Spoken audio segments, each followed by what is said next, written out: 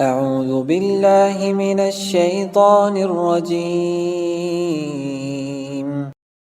وإذ قلنا للملائكة اسجدوا لآدم فسجدوا إلا إبليس قال أأسجد لمن خلقت طينا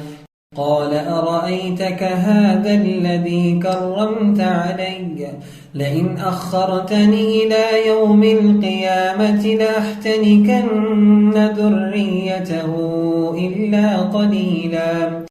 قال اذهب فمن تبعك منهم فإن جهنم جزاؤكم جزاء موفورا واستفزز من استطعت منهم بصوتك وأجلب عليهم بخيلك ورجلك وشاركهم في الأموال والأولاد وعدهم وما يعدهم الشيطان إلا غرورا إن عبادي ليس لك عليهم سلطان وكفى بربك وكيلا